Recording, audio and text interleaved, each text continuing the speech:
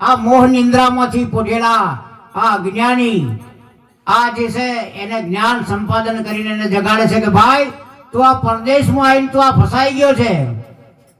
કેમ કે જીવ આત્મા કહેવાનો છે પણ જીવ પણામાં છે.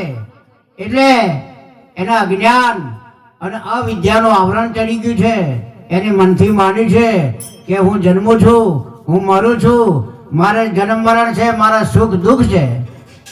પણ આવા કોઈ સાધુ આ મહાપુરુષના સાનિધ્યમાં આ જો જીવ જતો રહે ને તો સાહેબ એનો ઉદ્ધાર થાય, નક્કી એ સિવાય કોઈ ઉદ્ધાર થાય એમ નહીં. આપણે હમણાં કીધું ને કે હું ક્યાં છું, આપણે 12 જ ખોળે ગયા છો. વ્રતોમાં ખોળ્યા, ઉપવાસમાં ખોળ્યા, તીર્થોમાં ખોળ્યા, જોગ જગનમાં ખોળ્યા, પહાડોમાં ખોળ્યા, પર્વતોમાં, આપણા પથરામાં, પાણીમાં, બધા આપણે ખોળા પાસે ગયા. જેમ જેમ ચાલુ છે એમ સીટું પડે જાય છે. હવે આ સ ગયો, હવે સ આપણા પહાડ આ ઘટની અંદર જ તારા ઘટમાં પીયુજી બિરાજે તું અંતર પટ દે તું ખોલી. હા, આ ઘટની અંદર મોજૂદ છે. આપણે સેટા જ્યાં છે તલ માત્ર આપણે સેટા જેમ જશે એમ સેટા પડી જશે. ભગવાન તો આપણા પાણ જ છે, પણ કેમ એની આપણને જાણ નહીં થતી? કેમ કે આપણા અજ્ઞાન અને અવિદ્યાના કારણે કાયર બની ગયા છો, જીવપણામાં આવ્યા છો. એટલે આ એક મનના અંદરમાં છો, એટલે આ સૂઝવા દેતું નથી. પણ આ મન કોઈક એવા સાધુ પુરુષ, આવા મહાપુરુષના સાનિધ્યમાં જઈ તન મન ધન જો સમર્પિત કરી દે તો સાહેબ એના ઘરની ઓળખાણ પડે કે હું ક્યાંનો હતો અને કેવા મારા શું એવી ભૂલ થઈ છે કે હું આ લોકોમાં મારે આવવું પડ્યું. હા, એટલે ભજન આપણે એ અનુરૂપ બોલીએ, બધા એ જ ભજન બોલ્યા પછી આપણે એક ભૂમિકા બદલીએ.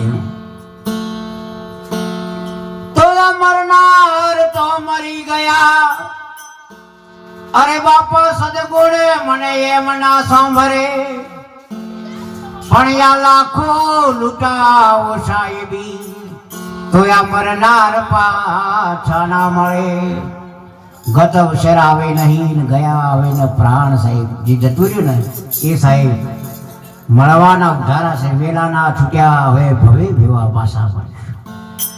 એટલે આ જો ઋણાના બંધને આ જે કઈ મળે છે આપણા પુત્ર, પત્ની, મા બાપ, બસ એકબીજાનું ઋણ ચૂકવાઈ જાય છે. સાહેબ કોઈ કહેવા ઉભું રહેતું નથી. બસ એનું ઋણ ચૂકવાઈ ગયું એટલે એ નીકળી જ જાય છે સાહેબ. અને આ કર્મના અંતરે આ કર્મ ભોગી રહ્યો છે, પણ કર્મનો નિવેડો ક્યારે આવે સાહેબ? તો આ તો ફેર જન્મ મરણના ચક્રમાં પીસાઈ જાય. પણ જો સુધી હમણાં બાપુએ કીધું ને કે તું તને ન ઓળખે ને ત્યાં સુધી આ ખેલ સમાપ્ત થવાનો નથી. કેમ કે તું ગામ ગરાસ, દેશ પરદેશ, સગો વાલો, કુટુંબ, કબીલા, શહેર સંબંધી બધાને ઓળખે છે, પણ તું તને ઓળખે છે? હું કોણ છું? આ તો આપણે 4-5 દિવસ પછી આપણા બોનને કે ભાઈ નોમ પાડ્યું અને એવું ઓળખવા માટે છે.